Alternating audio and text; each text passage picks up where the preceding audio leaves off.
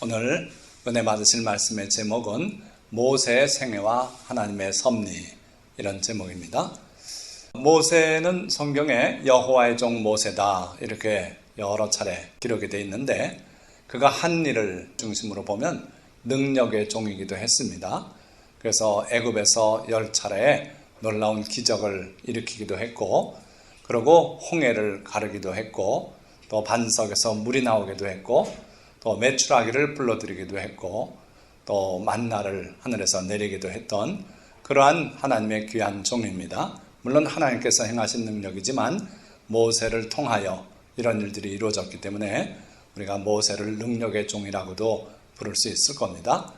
또한 모세는 말씀의 종인데 창세기, 출애굽기, 레위기, 민수기, 신명기 말씀을 다 모세를 통해서 하나님께서 기록하셨고, 예수님께서 사탄의 시험을 물리칠 때도 그 중에 신명기의 말씀을 인용하시면서 기록되었을 때 하고 마귀의 시험을 물리친 것을 보면 모세는 과연 말씀의 종이다. 또한 모세는 고난의 종이기도 했는데, 오늘 우리가 다루게 될 모세의 출생과 성장 배경에 그 많은 고난들이 있었던 걸 봅니다. 나일강에 던져지기도 했고, 그리고 또 살인자가 돼서 도망해서 미디안 광야에 살기도 했고, 그가 이스라엘 백성을 인도할 때 돌을 들고 모세를 치려고 했던 적도 여러 번 있고, 또 고라무리의 반란에 직면해서 위기에 몰린 적도 있고, 여러 차례 고난을 겪었던 그런 종이기도 합니다. 뿐만 아니라 모세는 하나님께서 친히 예비하신 종, 그래서 예비된 종이라고도 말씀드릴 수가 있죠. 오늘 함께 살펴보게 될 말씀이 이 하나님께서 모세를 어떻게 섭리하고 예비하셨는가, 그 과정의 일부를 우리가 보게 되는 것입니다. 자, 오늘 출애굽기 1장에 보면은 5절까지는 요셉의 초청으로 애굽으로 이민 들어갔던 그 조상들의 목록이 쭉 소개되고, 이어서 6절에는 이렇게 말씀이 나와요. 요셉과 그의 모든 형제와 그 시대의 사람은 다 죽었고, 이스라엘 자손은 생육하고 불어나 번성하고 매우 강하여 온 땅에 가득하게 되었더라. 요셉을 알지 못하는 새 왕이 일어나 애굽을 다스리더니, 이렇게 모세의 출생 배경을 말씀하고 있습니다. 요셉이 애굽의 국무총리가 돼서 위세를 떨치고 애굽을 다스리고 있었죠. 그때 초청을 받아 애굽에 내려간 그의 모든 형제들, 또 아버지, 이들은 매우 존귀한 존재로 대접을 받았습니다. 그러나 흐르는 세월 속에 요셉과 그의 모든 형제가 또 다 죽었고, 그리고 요셉을 알지 못하는 새 왕이 일어났는데, 그 사이에 이스라엘 백성은 생육하고 번성해서 온 땅에 가득하게 되었다, 이렇게 말씀하고 있어요. 여기서 온 땅이라고 하는 것은 애굽 북쪽 고센 지방을 일컫는 말씀이라고 보면 되겠습니다.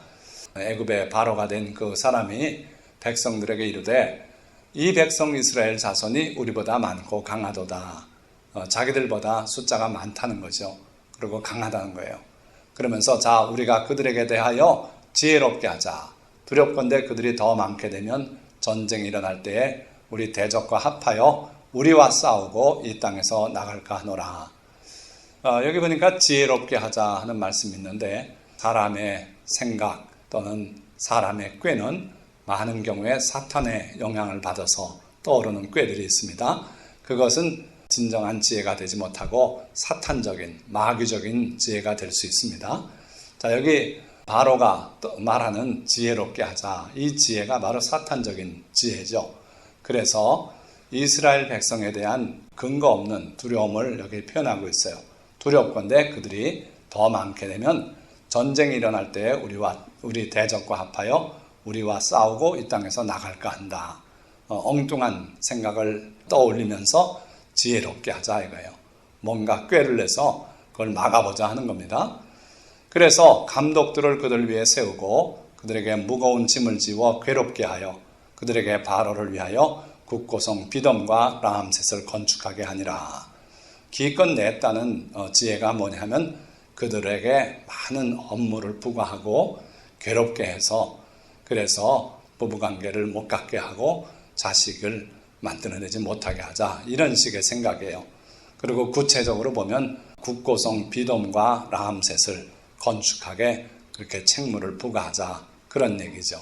그런데 학대를 받을수록 더욱 번성하여 퍼져나가니 하나님의 축복이 있는 한 그들이 학대를 받고 어려움을 겪는다고 해서 망하지 않는 것입니다. 그 요셉도 모함을 받고 감옥에 던져졌지만 결국은 하나님께서 함께 하시니까 옥에서도 모든 책임을 맡고 형통한 사람이 되었다 그랬습니다. 하나님의 축복이 함께 하면은 우리에게 어려움이 오더라도 그 어려움은 별로 문제가 되지 않는 걸 알 수 있습니다. 자, 애굽 사람이 이스라엘 자손으로 말미암아 근심하여 이스라엘 자손에게 이를 엄하게 시켜 어려운 노동으로 그들의 생활을 괴롭게 하니, 그러니까 비돔과 라암셋을 건축하게 책임을 부과하고 이를 어려운 일을 맡겼지만 더 번성했다 그랬어요. 그러니까 결국은 더욱 어려운 일을 시키고 괴롭게 그들을 몰아세웠습니다. 그래서 실제 업무를 보니까 곧 흙 이기기와 벽돌 굽기와 농사의 여러 가지 일이라 그 시키는 일이 모두 엄하였더라 했어요. 그래서 모세가 태어나던 그 시대의 시대 상황을 이렇게 잘 우리에게 보여주고 계십니다. 자, 이런 일이 벌어지면 하나님의 백성은 뭔 일을 해야 합니까? 기도해야 되죠. 이 엄한 일들, 괴로운 노동들 이런 게 가해질 때 일찍이 국민적인 각성을 하고 하나님 앞에 부르짖었다면 아마도 애굽의 노예 생활이 430년이 아닌 400년이 됐을 가능성이 큰 겁니다. 하나님의 백성은 하나님 앞에 기도할 수 있는 특권이 있는 사람들이에요. 하나님 앞에 기도하면 하나님이 들으시고 그들의 기도에 응답해서 하나님의 약속의 말씀을 실천하실 겁니다. 자, 그래서 애굽 왕이 결국 새로운 아이디어를 냈는데 믿기 어려운 그러한 흉측한 계획을 세우고 실행하는 걸 봅니다. 애굽 왕이 히브리 산파 시브라라 하는 사람과 부하라 하는 사람에게 말하여 이르되 너희는 히브리 여인을 위하여 해산을 도울 때에 그 자리를 살펴서 아들이거든 그를 죽이고 딸이거든 살려두라. 도저히 이해가 되지 않는 그러한 명령을 내리는 걸 봅니다. 이게 바로 사탄적인 지혜다 이거예요. 하나님의 지혜가 아니고 사탄적인 지혜를 그가 내서 명령하기를 아들이면 다 죽여라. 참 우리가 고지 듣기 어려운 그러한 명령인데 그런 사탄적인 지혜가 때때로 우리 가운데 드러나는 경우가 있어요. 20세기의 나치를 통해서 사탄은 이스라엘 민족을 다 파멸시키도록 그렇게 역사했던 걸 우리가 기억하면 이해가 되실 줄 믿습니다. 그러나 그 산파들이 하나님을 두려워하여 애굽 왕의 명령을 어기고 남자 아기들을 살린지라. 자, 하나님의 계명과 사람의 명령이 충돌할 때는 항상 하나님의 계명이 옳은 것인 줄 여러분들 기억하시기 바랍니다. 그것이 우리의 희생을 요구하더라도 하나님의 계명을 선택하는 게 지혜롭고 복된 사람인 줄 믿습니다. 그 다니엘의 세 친구들도 그렇게 하지 않았습니까? 느부갓네살 왕이 우상을 세우고 거기에 절하라고 할 때 절하지 않았어요. 불려갔을 때 담대하게 말했습니다. 왕이 우리를 풀무불에 던져넣더라도 우리는 왕의 명령에 순종할 수 없다. 만약에 왕이 우리를 풀무불에 던져넣으면 우리 하나님께서 우리를 건져내실 것이고 만일 그리 아니하실지라도 우리는 이 우상에게 절할 수 없다고 그렇게 단호하게 말했고 그 단호한 고백이 하나님께서 들으셔서 그들을 풀무불에서 구원해내신 그런 일이 있었던 걸 기억하시기 바랍니다. 자, 이 산파들도 하나님을 두려워했어요. 그래서 하나님의 계명을 택하고 바로 왕의 명령을 그들이 실행하지 않았던 겁니다. 자, 그러자 그 소문이 바로에게 들려서 결국 이 산파들이 불려가서 추궁을 당합니다. 그때 이 산파들이 바로에게 심지어 거짓말까지 하고 있어요. 뭐라 그러냐면 우리가 이미 도달했을 때 히브리 여인들은 너무도 체력이 강해서 이미 아기를 출산한 후입니다. 그래서 우리가 아들을 죽일 기회를 잃었다고 그렇게 둘러댔어요. 이 여인들은 하나님을 두려워하고 하나님의 뜻을 따랐기 때문에 오히려 하나님께 복을 받았어요. 그래서 20절 보니까 하나님이 그 산파들에게 은혜를 베푸시니 그 백성은 번성하고 매우 강해지니라. 그 결과 하나님의 백성도 번성했고 또 그 산파들은 하나님을 경외하였으므로 하나님이 그들의 집안을 흥왕하게 하신지라. 개인적으로 또 그 집안이 흥왕하는 그런 복을 받았던 것을 볼 수 있습니다. 자, 그러자 이제 바로가 거기서 손들고 마는 게 아니고 최악의 명령을 내립니다. 그러므로 바로가 그의 모든 백성에게 명령하여 이르되 아들이 태어나거든 너희는 그를 나일강에 던지고 딸이거든 살려두라 하였더라. 말이 되는 얘기입니까?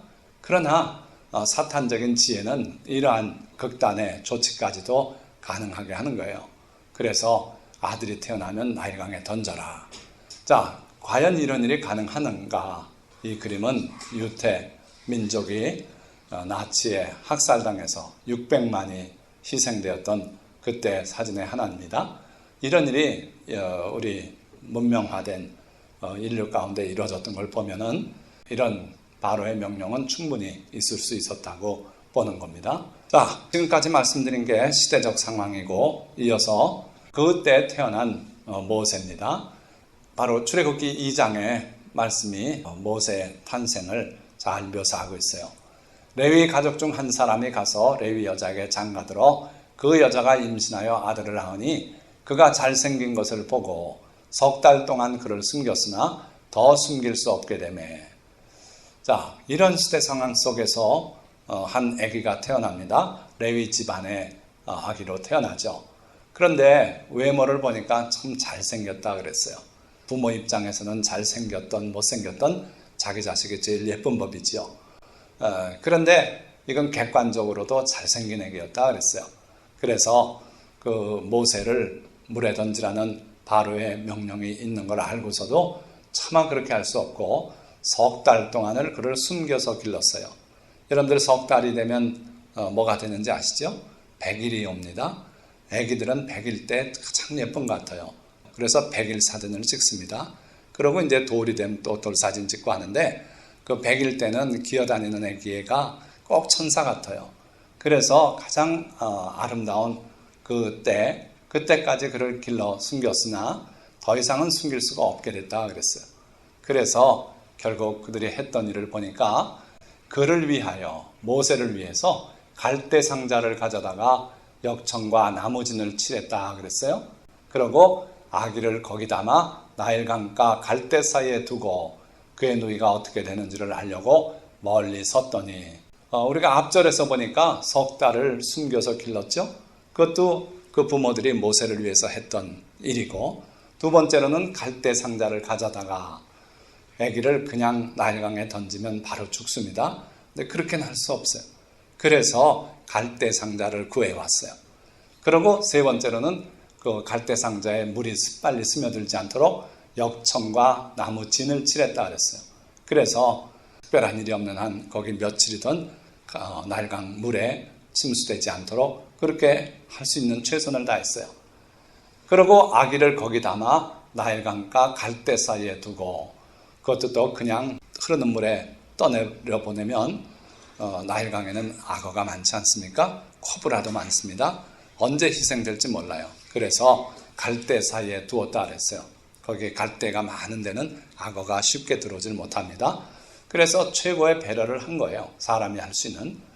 그러고 또 그나마 거기다 띄워놓고 돌아올 수도 있는데 그의 누이를 거기에 세워뒀어요. 그래서 그 누이가 어떻게 되는지를 알려고 멀리 서 있었다 그랬어요. 그래서 우리 인간으로서 할 수 있는 모든 일을 다 했다고 볼 수 있는 거예요. 그러나 인간의 최선도 실제로는 모세를 살리는 데는 턱없이 부족한 걸 우리가 알 수 있어요.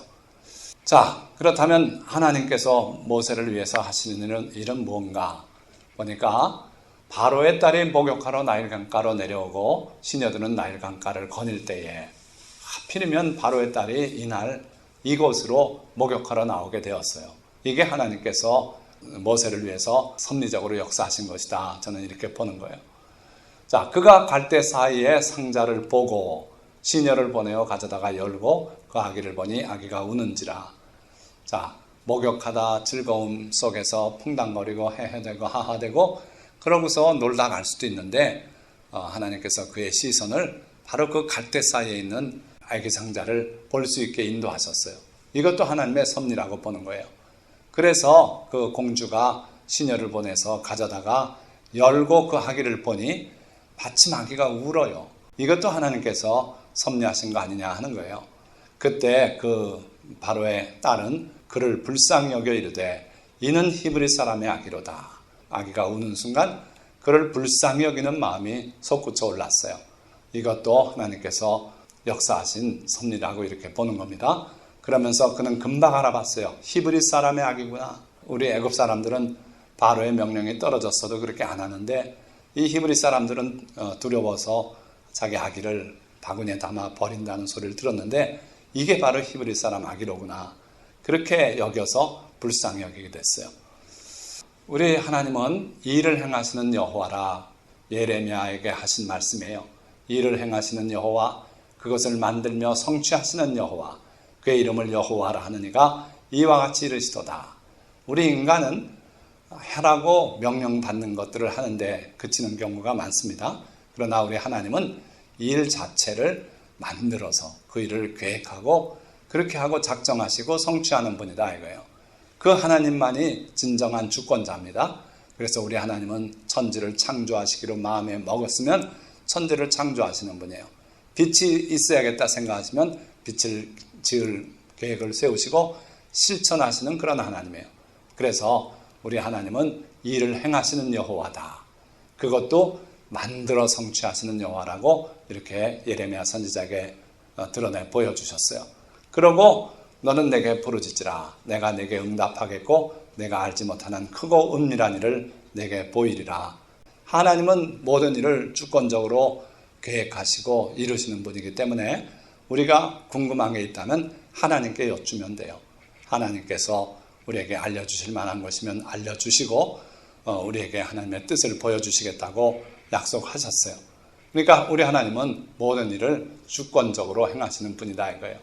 자, 그러시면서 아기는 그의 길을 불의한 자는 그의 생각을 버리고 여호와께로 돌아오라. 그리하면 그가 긍휼히 여기시리라. 하나님은 우리 인간의 길, 인간의 생각, 인간의 방법과 하나님의 길, 하나님의 방법, 하나님의 생각이 다르다는 걸 우리에게 여기 말씀하고 있고요. 악인은 그의 길을, 불의한 자는 그의 생각을 버리고 여호와께 돌아오라. 왜냐하면 악인들의 길, 불의한 자의 생각은 다 죽음으로 끝나기 때문에 그래요. 멸망으로 갈 수밖에 없어요.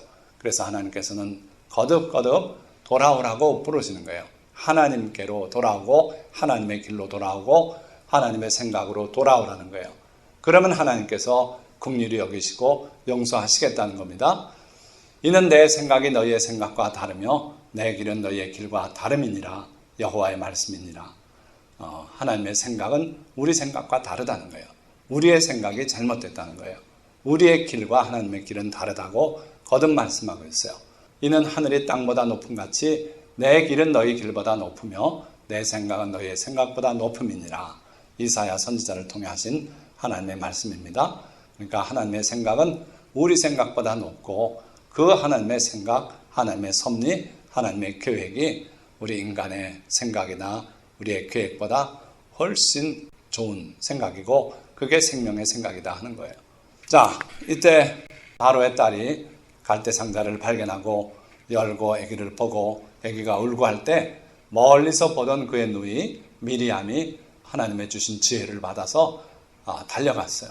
그래서 바로의 딸에게 이르되 내가 가서 당신을 위하여 히브리 여인 중에서 유모를 불러다가 이 아기에게 젖을 먹이게 하리이까. 얼마나 좋은 생각입니까? 지금 공주도 난처했을 거예요. 이 아기를 데려다 어찌할 겁니까? 어찌할 도리가 없어요. 그런데 마침 그 히브리 소녀가 달려와서는 물을 첨벙대고 와가지고는 좋은 제안을 하는 거예요. 제가 가서 당신을 위해서 히브리 여인 중에서 유모를 불러다가 이 아기에게 젖을 먹이게 하리이까. 얼마나 좋은 계획입니까? 그러니까 그 바로의 딸이 그에게 이르되 가라 하며 그 소녀가 가서 그 아기의 어머니를 불러오니 바로의 딸이 그에게 이르되 이 아기를 데려다가 나를 위하여 젖을 먹이라. 내가 그 싹을 주리라. 여인이 아기를 데려다가 젖을 먹이더니 참 놀라운 하나님의 섭리가 여기 보이지 않습니까? 하필 바로의 딸이 목욕하러 나왔다가 그 모세를 발견하고 불쌍히 여기게 됐고 그러고 어찌할 줄 모르고 있을 때 그 미리암이 달려가서 유모를 찾아주겠다고. 그래서 마침 어머니를 불러다 대니까 얘기를 데려다가 젖을 먹이래요. 우리 집에 출퇴근하라는 것도 아니고 데려다가 나를 위해서 젖을 먹여라. 내가 싹쓸 주리라. 그래서 이 요게벳 모세의 어머니는 자기 아들 모세를 다시 품에 안고 그리고 집으로 데려가서 젖을 먹여 길렀던 거예요. 자, 이게 단지 얼마 동안 다시 모세를 자기 아들로 그렇게 사랑할 기회를 얻은 것에 불과한가? 또는 그 싹쓸 받았으니 얼마나 경제적으로 이득이 생겼는가? 그거보다는 하나님이 주신 기회가 되었던 겁니다. 그래서 모세를 어린아기지만 그 젖을 먹이면서 하나님 이야기를 들려주고 그리고 하나님 나라 이야기를 들려주고 그렇게 해서 하나님의 백성으로 길러낼 수 있는 그런 좋은 기회를 이 여인은 얻었던 겁니다. 자, 왜 제가 이 말씀을 드릴 수 있느냐 하면 조만간에 애굽의 공주의 집으로 입양이 되고 거기서 온전하게 애굽 사람으로 교육을 받습니다. 그럼에도 불구하고 나이 40이 됐을 때 그는 히브리 민족을 위해서 일하겠다고 나서고 하는 걸 보면은 이 젖먹이 기간 동안 우리는 한 2-3살까지 먹이고 마는데 이 당시에는 젖을 좀 오래 먹였다고 봐요. 그래서 그에게 교육을 시킬 만한 그런 나이까지 젖을 먹이기 때문에 결국 모세는 자기 어머니 요게벳에게서 하나님의 말씀을 배울 수 있는 그러한 좋은 기회를 가졌던 걸로 봅니다. 우리도 이런 기회가 있어요. 우리에게 하나님께서 맡겨주신 사람에게 전도할 수 있는 기회가 그 기간 동안 허락되고 그리고 자녀들을 맡아 기를 동안 그들을 하나님의 말씀으로 양육할 수 있는 그런 기회가 우리에게 주어진 줄 믿고 우리가 최선을 다해서 그 기간 동안 하나님의 나라를 전하고 교육을 시켜야 될 줄 믿습니다. 자, 결국 그 아기가 자라매 바로의 딸에게로 데려가니 그가 그의 아들이 되니라. 어느 때까지나 그 요게벳이 모세를 안고 기를 수는 없었어요. 그래서 기한이 되니까 결국 그 아들을 바로의 공주의 아들로 내놓게 되었고 그러고 그는 영영 그 요게벳의 품을 떠났던 겁니다. 자, 인간적으로 볼 때는 굉장히 안타깝고 마음 아픈 일이지만 이거 역시 하나님의 섭리였다고 보는 거예요. 그가 그 바로의 공주의 아들이 되어서 그 이름을 모세라고 부르게 되었는데 그 의미는 내가 그를 물에서 건져내었습니다. 바로 바로의 공주가 그 모세를 건져내었다고 해서 그 바로의 공주가 붙인 이름이에요. 그러니까 모세는 이름조차도 그의 부모가 붙여주지 못했고 양 어머니가 됐던 그 공주가 그에게 이름을 모세라고 지어줬던 걸 여기서 볼 수 있습니다. 자, 그래서 모세는 완전한 애굽인으로 교육을 받고 그러고 자라났어요. 이것도 하나님의 섭리예요. 그를 통해서 애굽의 모든 문명을 배우고 그러고 철저한 교육을 받고 자라난 모세는 나중에 하나님의 종이 되어서 그 애굽의 바로에게 당당히 맞설 수 있는 그런 사람으로 자랐던 걸 기억하시기 바랍니다. 자, 그 다음에 모세가 결국은 40세가 되었어요. 출애굽기에는 40이란 나이가 나타나지 않지만 사도행전에 보면은 40이란 나이가 딱 드러나요. 이거는 스데반이 순교하기 직전에 했던 긴 설교 중에 한 부분인데 모세가 애굽 사람의 모든 지혜를 배워 그의 말과 하는 일들이 능하더라. 나이가 40이 되매 그 형제 이스라엘 자손을 돌볼 생각이 나더니 이렇게 표현하고 있어요. 그러니까 모세가 나이가 40쯤 됐을 때 자기 민족을 위해서 큰 꿈을 품고 그리고 이스라엘 민족을 위해서 뭔가 일을 하겠다고 그렇게 작정하고 나섰는데 그 실제 내용이 출애굽기에 이렇게 기록되어 있어요. 모세가 장성한 후에 한 번은 자기 형제들에게 나가서 그들이 고되게 노동하는 것을 보더니 어떤 애굽 사람이 한 히브리 사람 곧 자기 형제를 치는 것을 본지라. 여기에 성경은 거듭해서 자기 형제라는 말을 쓰고 있어요. 그건 뭘 의미하냐면 모세가 히브리 사람을 자기 동포라고 받아들인 걸 말합니다. 그래서 한 애굽 사람이 자기 동포를 치는 걸 보고 그걸 참지 못하고 좌우를 살펴 사람이 없음을 보고 그 애굽 사람을 쳐 죽여 모래 속에 감추니라. 살인을 저지르고 말아요. 얼마나 자기 민족을 향한 뜨거운 마음이 있었으면 이런 일을 저질렀겠습니까? 그러니까 모세는 어려서 그 어머니에게 배운 민족성과 이걸 잃지 않고 자랐던 것을 알 수 있고, 그래서 히브리 사람 자기 동포를 위해서 일하고자 하는 뜨거운 마음이 있었다는 걸 우리가 여기서 볼 수 있어요. 그러나 문제는 살인을 저질러 가지고는 아무 일도 할 수 없는 겁니다. 살인자가 된 거예요. 특히나 애굽의 왕자로 자라가지고 자기 동포를 위해서 애굽 사람을 죽였다는 것은 도저히 용납할 수 없는 그런 상태죠. 자, 그런데 아무도 모를 줄 알았는데 그 이튿날 또다시 나가서 이번에는 히브리 사람끼리 싸우는 것을 보게 됐어요. 그 중에 한 사람이 잘못한 걸 알고 어찌하여 동포를 치느냐 하고 나무라니까 이 사람의 입에서 놀라운 말이 나와요. 누가 너를 우리를 다스리는 자와 재판관으로 삼았느냐? 내가 애굽 사람을 죽인 것처럼 나도 죽이려느냐? 그때 모세는 두려움이 엄습했어요. 어제 있었던 일 아무도 모를 줄 알았는데 발각이 됐구나. 또 한 가지는 내 동포는 다 내 행위를 옹호해 줄 줄 알았는데 이 사람이 나를 배척하는 걸 보고 큰일 났다는 생각을 한 거예요. 그리고 바로가 이 일을 듣고 모세를 죽이고자 하여 찾는지라. 바로에게까지 이 일이 보고가 됐고 수배가 내려지거나 하는 것을 모세가 김새를 챘어요. 그래서 결국 모세는 애굽에 있지 못하고 도망자가 되는 수밖에 없었어요. 모세가 도망한 그 지역이 어딘가 하면 여기 원래 애굽이죠. 이집트, 나일강 유역이고요. 여기가 번화한 데입니다. 여기서 떠나서 이 시나이 반도, 여기는 완전 사막지대예요. 여기로 와서 숨어 살아도 될 텐데 그래도 불안해서 바다를 하나 더 지나서 일이 돌았는지도 모르겠고요. 미디안까지 와서 살았어요. 그래서 모세의 두려움이 얼마나 컸던가, 그리고 실제로 이 당시의 애굽의 그 조직적인 사회가 얼마나 두려운 사회였는가. 자기가 살인하고는 도망해서 여기 숨어도 잡힐 수밖에 없는 그런 막강한 나라였다 하는 걸 알 수 있고요. 그래서 결국 미디안까지 가서 거기에 숨어 살게 됐어요. 자, 성경은 이렇게 증거하고 있습니다. 모세가 바로의 낯을 피하여 미디안 땅에 머물며 하루는 우물 곁에 앉았더라. 결국 모세가 두려워했던 것은 바로의 낯이에요.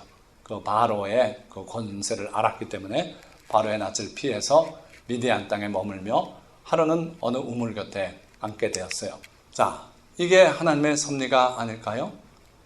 왜 하필이면 하나님께서 모세를 미디안 광야로 보냈을까요? 이스라엘 백성을 광야로 인도해서 통할 때 결국 이 미디안 광야를 통해 갔어요. 그러니까 하나님께서 모세를 이 광야에서 훈련시키고 광야의 인도자로 세우려고 하셨던 섭리가 여기 보인다고 보는 거죠.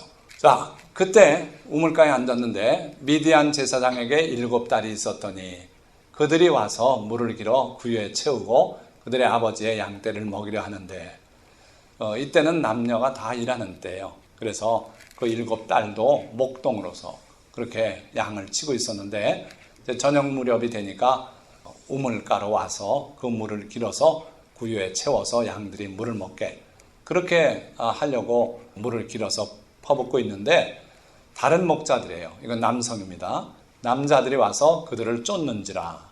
당연히 먼저 온 사람이 물까지 길고 했으니까 그들이 먼저 양을 먹인 다음에 비켜주면 자기들 양을 먹여야 되는데 막무가내로 와서 완력으로 쫓아내고 그러는 거예요.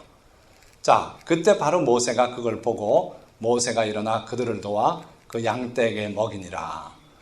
그냥이야 되겠습니까? 완력으로 싸웠을 것 같아요.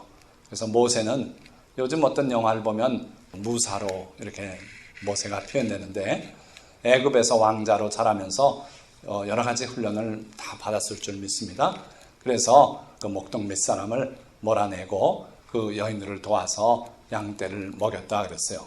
자, 그래서 그들이 무사히 집에 돌아갔는데 그들의 아버지 루엘 제사장이 그 딸들에게 이렇게 물어요. 너희가 오늘은 어찌하여 이같이 속히 돌아오느냐. 그러니까 그들이 이르되 한 애굽 사람이 우리를 목자들의 손에서 건져내고 우리를 위하여 물을 길어 양떼에게 먹였나이다. 한 애굽 사람이 와서 우리를 도와줬대요. 그러니까 모세는 그 외모가 용모가 복장이 또 그의 억양이 애굽 사람이라고 비춰졌던 거예요. 그래서 그가 우리를 목자들의 손에서 건져내고 우리를 위하여 물까지 길어서 양떼에게 먹여줬습니다. 이런 친절이 있어서 우리가 일찍 왔다는 거예요. 그러니까 아버지가 딸들에게 이르되 그 사람이 어디에 있느냐? 너희가 어찌하여 그 사람을 버려두고 왔느냐? 그를 청하여 음식을 대접하라 하였더라. 당연히 그래야겠죠. 신세를 졌는데, 그래서 아버지가 다시 딸들을 보내서 모세를 불러왔어요. 그러고 식사를 대접하고 이렇게 하고 나니까 모세가 그와 동거하기를 기뻐하며 모세를 떠받겠죠. 그랬더니 모세가 그 이드로 르웨알하고 같이 있는 걸 기뻐하는 걸 알았어요. 그래서 그의 딸 십보라를 모세에게 아내로 허락해 주었습니다. 그러니까 그가 아들을 낳음에 모세가 그의 이름을 게르솜이라 하여 이르되 내가 타국에서 나그네가 되었음이라 하였더라. 그 아들 이름을 게르솜이라고 이렇게 붙였어요. 그 의미는 내가 타국에서 나그네가 되었다, 이런 뜻이랍니다. 그러니까 모세가 히브리인으로서 태어났으나 나일강에 버려져야 했고, 그리고 다시 바로의 딸에게 발견돼서 애굽의 왕자로 자라났지만 또 그것도 떠나야 됐고, 그리고 결국 미디안에 와서 이 타국에서 또 나그네가 되어서 이렇게 살고 있다 하는 그 마음을 여기에 토로해서 그 아들의 이름을 이렇게 붙였다고 보는 거죠. 자, 그렇다면 모세가 이렇게 자기 백성을 돌보기 위해서 작심하고 나섰다 실패하고 떠난 그 애굽의 형편은 어땠을까요? 마지막 부분에 그 내용을 이렇게 우리에게 전해주고 있어요. 여러 해 후에 애굽 왕은 죽었고 이스라엘 자손은 고된 노동으로 말미암아 탄식하며 부르짖으니 그 고된 노동으로 말미암아 부르짖는 소리가 하나님께 상달된지라. 하나님이 그들의 고통 소리를 들으시고 하나님이 아브라함과 이삭과 야곱에게 세운 그의 언약을 기억하사 하나님이 이스라엘 자손을 돌보셨고 하나님이 그들을 기억하셨더라. 참 신기하지 않습니까? 이 짧은 구절 가운데 하나님이란 단어가 5번 등장해요. 그래서 하나님께, 하나님이, 놀라운 구절 아닙니까? 그러니까 모세의 생각에는 자기 아니면 이 일을 할 사람이 없다고 생각했을 거예요. 자기가 아니면은 교육받은 사람도 없고 이 사람들은 다 노예 생활을 하고 있고 애굽의 문명도 모르고 자기가 할 수 있다고 생각했어요. 그러나 모세가 그렇게 나섰을 때 실패하고 말았어요. 그래서 살인자가 되고 도망자가 돼서 미디안 광야로 내쫓겼어요. 그러나 모세가 떠난 자리에 하나님이 역사하시더라고요. 그래서 우리는 하나님을 볼 줄 알아야 돼요. 하나님께 기도하고 하나님께 부르짖고 하나님을 움직이실 수 있게 그렇게 할 수 있는 사람이 지혜로운 사람이 되는 것이고, 하나님은 모세가 떠난 자리에서도 역사하시고 계셨어요. 자, 말씀을 맺습니다.